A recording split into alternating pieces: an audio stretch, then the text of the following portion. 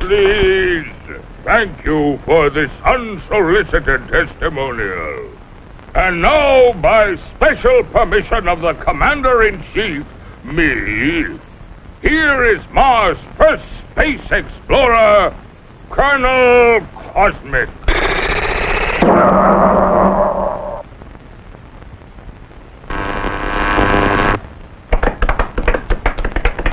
I can't tell you how happy I am to see your smiling faces once more.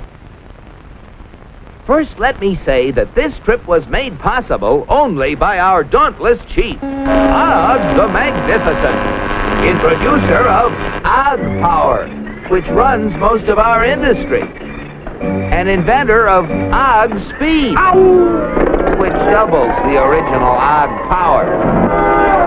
A short time ago, the master was having trouble with the state limousine. He had, of course, developed the explosive charge.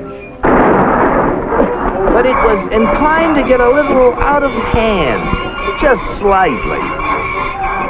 And, of course, there was always the problem of friction. Parts rubbing together, heating up, and causing all sorts of trouble.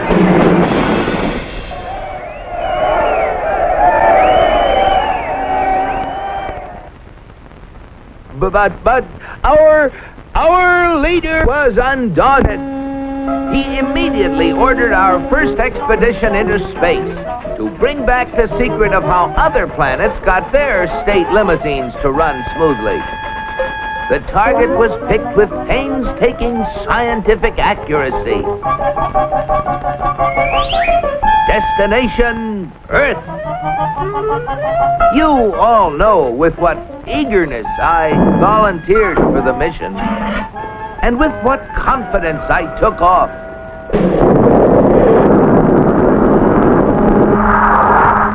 I took careful bearings and set out for my goal.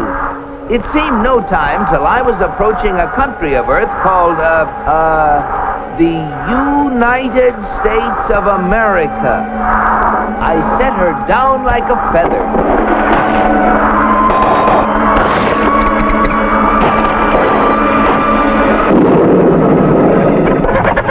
What's that, Pop?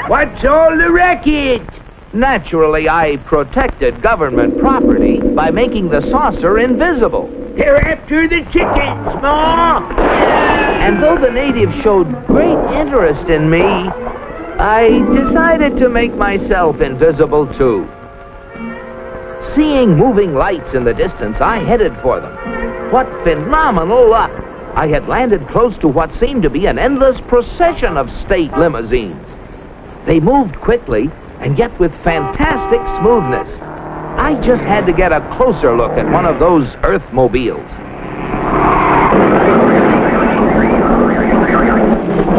Just as I thought. Not only smooth and efficient, but powerful as well. I watched them for hours. Great Ganymede, they were superb. I just couldn't help comparing them with ours.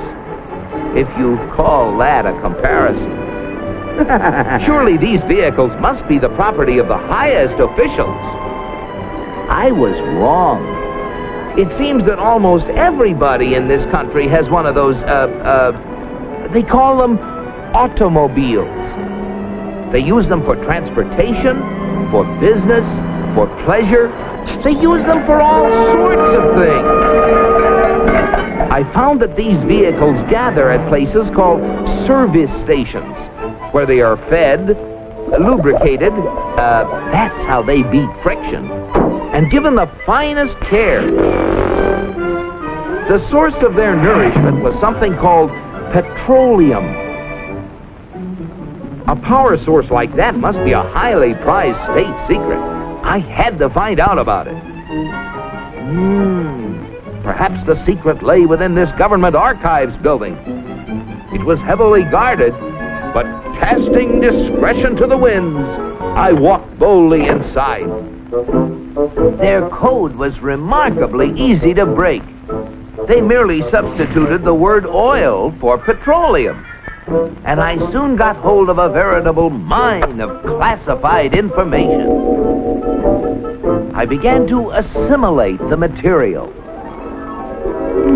I soon found out that though petroleum products are easily found anywhere, petroleum itself is a very elusive substance.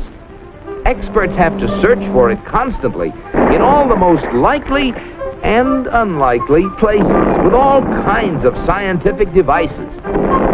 When they figure they found a good spot, they drill a hole in the ground called an oil well, for almost all oil lies far beneath the surface of the earth. These wells go down thousands of feet and cost a lot of money to drill. But that's no guarantee that they're going to find oil. Matter of fact, in exploratory drilling, only 1 well in 9 finds any oil at all. Only 1 in 44 recovers enough oil to pay for itself. And only 1 in almost 1,000 makes a major discovery. Pretty big odds. Yet America's proved reserves, the oil supplies still underground, have kept increasing steadily. I couldn't imagine how this ever-increasing supply of oil was achieved until I found out that there's not just one, but thousands of oil companies, all competing with each other to discover and develop new sources of oil. For believe it or not, in the USA, anyone who is willing to risk it can drill for oil. But oil discovery is only part of the story. Once they get oil out of the ground, it has to be moved through pipelines, on ships, or in tank cars, to fantastic processing plants called refineries. Crude oil goes in, and great Jupiter, the things that come out. Gasoline, for example, the most efficient mobile power source on Earth. That was the stuff that powered all those cars and trucks. And asphalt, which makes smooth, durable roads. It seems that oil not only runs cars, it even gives them something to run on. Another oil product is the diesel fuel, which runs giant trains across the nation. In winter, fuel oil made from petroleum brings warmth and comfort to millions of homes. And still other fuels help defend America's shores and skies. From refineries also come the lubricating oils and greases that keep the wheels turning in America. But that still isn't all. Crude oil, like everything else, is made up of billions of tiny molecules.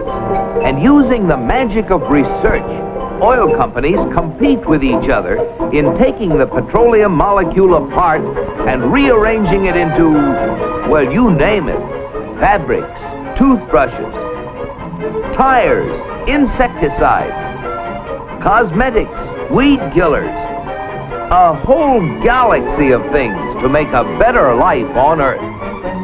And you know, it isn't just oil companies that try to outdo each other, competing for the customer's dollar. The same story is true of almost every successful business enterprise in America. The result? A higher standard of living in the USA than in any other country on the whole planet. At last, the secret was mine. And now, to get proof of my discovery, smuggled past the border guards. In spite of my infinite precautions, one of them became suspicious and gave the alarm. Come back for the eggs, did you? Yeah, Pa! And so, with the fond farewells of the natives ringing in my ears, I took off once again for Mars. My landing was a little bumpy, but I saved my precious cargo. Yes, I brought the secrets back with me, and here they are. The big secret is, of course, oil, which has brought a better life to all the people in the USA. But the key to making oil work for everybody is competition. Fellow Martians, I thank you. Very interesting, Colonel. Oil, huh? Sounds splendid. But that, what was it? Competition.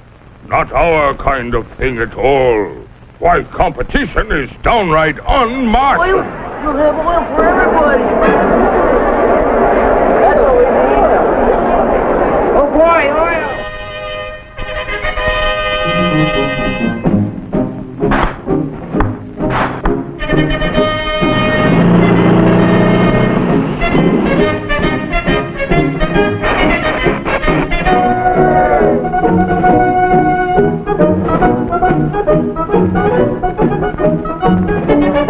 Look at them.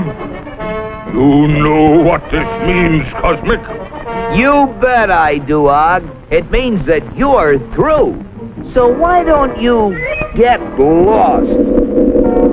Yes, the real secret is not only a great source of energy, but also the freedom to make it work for everybody. And if you have both of these things, any goal is possible. It's Destination Unlimited.